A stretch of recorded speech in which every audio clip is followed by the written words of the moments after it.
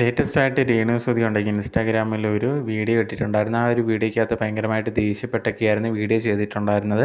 അങ്ങനെ ദേഷ്യപ്പെടാനുണ്ടായ കാരണം എന്ന് പറഞ്ഞു കഴിഞ്ഞാൽ, ഇപ്പോൾ ലേറ്റസ്റ്റ് ആയിട്ട് അക്സറും അഖിലയുടെയൊക്കെ ഒരു കേസ് ഇപ്പം കേരളത്തിൽ ഭയങ്കരമായിട്ട് ചർച്ചാ വിഷയമായിട്ടുണ്ടല്ലോ.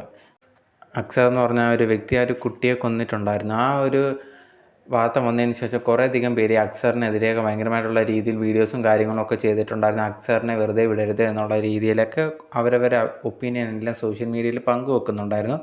എന്തായാലും ഇപ്പോൾ ആ ഒരു രീതിയിൽ തന്നെയാണ് രേണു ഒരു തനിക്ക് പറയാനുള്ള കാര്യം എന്ന് പറഞ്ഞിട്ട് വീഡിയോ പങ്കുവച്ചേക്കുന്നത്. ഈ ഒരു വീഡിയോയ്ക്കകത്ത് താൻ ഈ ഒരു ന്യൂസ് ഇപ്പോഴാണ് അറിഞ്ഞ സമയത്ത് ഭയങ്കരമായിട്ടുള്ള ദേഷ്യമാണ് തോന്നിയിട്ടുള്ളത്. എങ്ങനെയാണ് ആ ഒരു കുട്ടിയെ ഇത്ര രീതിയിൽ ഭയങ്കരമായിട്ട് ഉപദ്രവിക്കാനൊക്കെ തോന്നിയത്, നിങ്ങൾക്കൊന്നും എങ്ങനെ മനസ്സ് വന്നു എന്നുള്ള രീതിയിൽ ഭയങ്കര വിഷമത്തോടെ അതുപോലെ തന്നെ ദേഷ്യത്തോടെയൊക്കെ തന്നെയാണ് രേണുസുതി സംസാരിച്ചിട്ടുണ്ടായിരുന്നത്.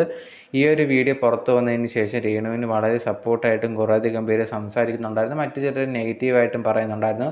കിച്ചുവിൻ്റെ കാര്യമൊന്നും നോക്കാതെയൊക്കെ ഇരിക്കുന്ന നീ എന്തിനാണ് മറ്റുള്ള കുട്ടികളുടെ കാര്യത്തിൽ ഇത്ര വിഷമമുണ്ടെന്നൊക്കെ കാണിക്കുന്നത്, നിനക്കൊരു വിഷമവുമില്ല, നീ ചുമ്മാ ആൾ കാണിക്കാൻ വേണ്ടിയാണ് എന്നൊക്കെ പറഞ്ഞിട്ട് കുറേയധികം പേര് കമൻറ്റൊക്കെ ഇടുന്നുണ്ടായിരുന്നു. എന്തായാലും രേണു ഈ ഇതേ കണക്കൊരു വീഡിയോ ഇട്ടതിന് കുറേയധികം പേര് സപ്പോർട്ടായിട്ടാണ് വന്നിട്ടുണ്ടായിരുന്നത്.